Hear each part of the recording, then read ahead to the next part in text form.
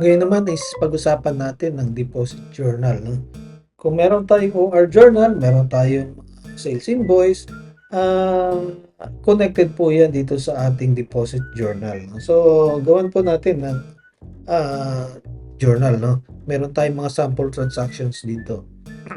Now, kung makikita nyo, simple lang yung format, no? Dalawa lang yung column dito sa debit and credit, no? So, itong date, ito po kung kailan na-deposit ang ating collection, no?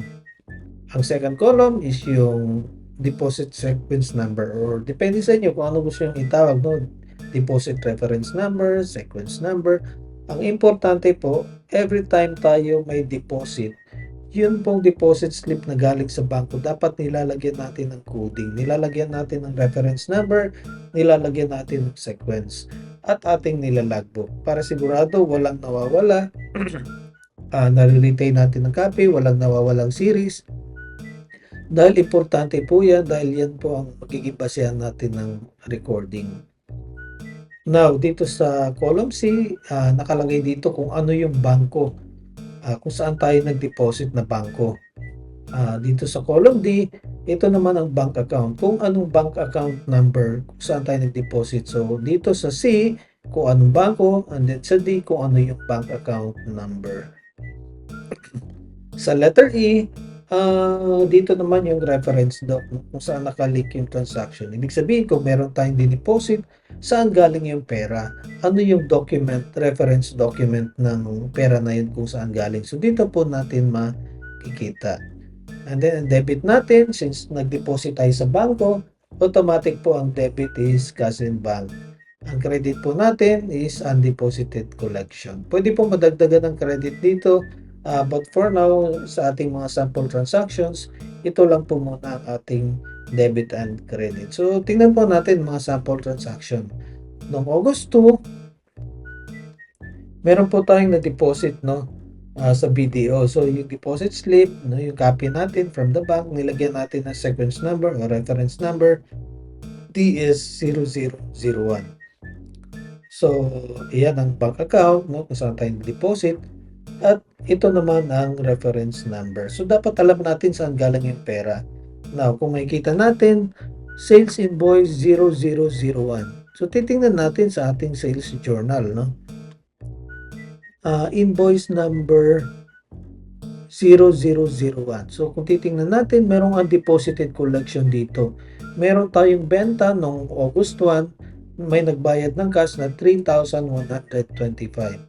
So, as mentioned sa ating previous video, ang dapat po is kung meron tayong nakolekta ngayong araw, dapat kinabukasan i-deposit na po yan. Yan po ang ideal talaga, para po maiwasan yung pakawan sa cash. Kung hindi naman kayang i-deposit the next day, dapat succeeding day i-deposit na po, no?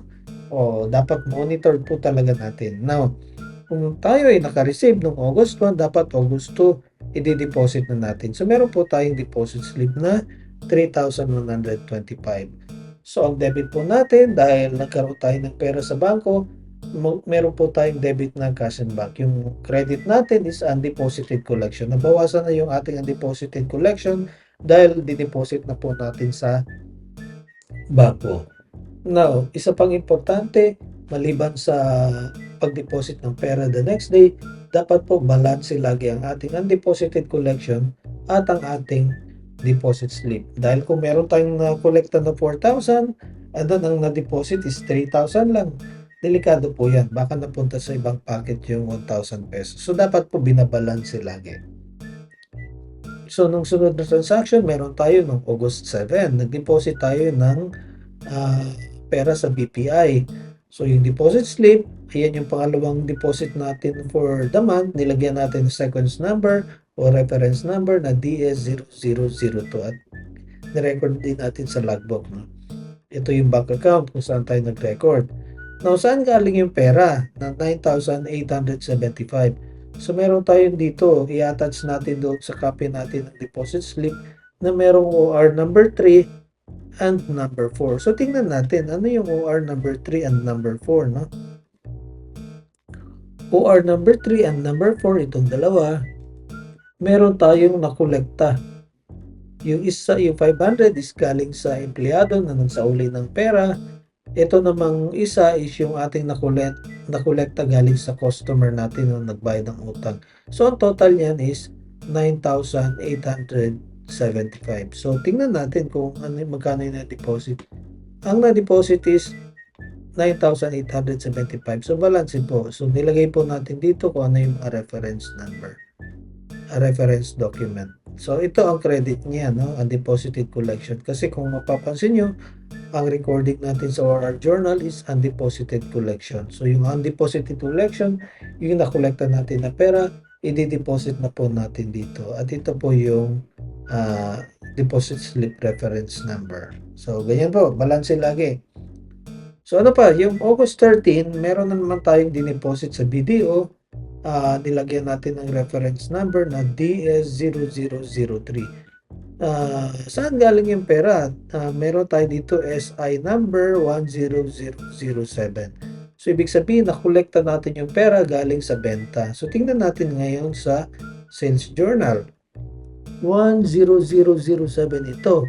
Merong nagbayad ng pera cash na 10,000 pesos. So, a deposited collection yan during the time na nakabenta tayo. Ang date po niyan is August 12. And then on August 13, i-deposit na po natin on the next day. So, nilagyan natin ng reference number yung deposit slip. Nilagay natin kung saan galing yung pera, yung reference number. At nag-debit po tayo ng cash in bank. Dahil pumasok yung pera sa bangko, dineposit natin, cash in bank po ang debit. Ang credit natin is undeposited collection. Nabawasan na po yung ating undeposited collection dahil dineposit na natin sa bangko. So, balance po. No? Dapat laging balance yung undeposited collection at yung deposit na amount. So, pwede pang madagdagan yun. Depende sa ating mga sample transactions. No? But for now, ito yung ating mga nilagay lang na sample transactions. So, yung total po niyan, just like the previous journal, automatic po yan papasok sa income statement and balance sheet.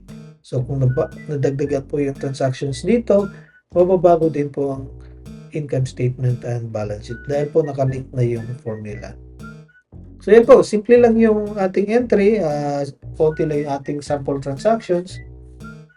Again, magkakaroon tayo ng live broadcast sa ating YouTube, sa ating Facebook. Meron din tayong Gmeet for personalized question and answer.